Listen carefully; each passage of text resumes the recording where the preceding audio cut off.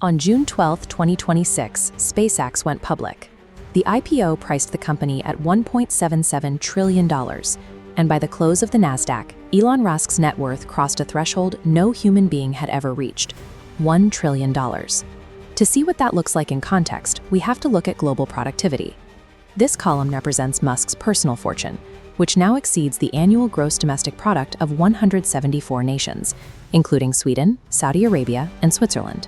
This record-breaking wealth creation is happening at a time when financial literacy is actually decreasing. 87% of Americans report that their high school education left them unprepared to handle real-world money, and only 19% ever took a personal finance class. These billionaires are operating within the same legal and economic environment we live in, but they follow a specific set of mechanics that the standard education system often omits. To understand how these fortunes are built, we have to look at the 5 specific behaviors that allowed this milestone to happen and examine how those same mechanics function at a smaller scale. If you look at the Forbes list, you won't find anyone who built their fortune through a W-2 salary. These individuals build wealth through equity and ownership stakes. A paycheck is a trade. You give your time for a fixed amount of currency. Assets, like business equity or real estate, produce value whether you are working or not. For the average employee, this starts with simple equity. An employer 401k match is a direct transfer of ownership into your hands. Index funds let you own small slices of the exact companies that built Musk's trillion-dollar fortune. The path to financial independence requires shifting as much capital as possible from simple wages into these income-producing assets. Billionaires who own massive amounts of stock seldom sell those shares to get cash. Instead, founders like Sergey Brin utilize asset-backed loans, borrowing money against the value of their portfolio. Because the tax code does not define a loan as income, this strategy allows the wealthy to access millions in cash without triggering capital gains taxes. This highlights the difference in how debt is used. While high-interest consumer credit cards create a cycle of loss, the wealthy use debt as a tool to access liquidity while their assets continue to appreciate. Debt is a mechanical choice. When managed strategically, it allows you to maintain your ownership stake while still accessing the cash you need. Musk's wealth follows a specific mathematical shape. It stayed relatively flat for years, then jumped from $500 billion to $1 trillion in less than 12 months. This is the vertical bend of an exponential curve. Notice that the time required to add each new $100 billion to his net worth got steadily shorter. This is compounding in action, where the growth itself generates more growth.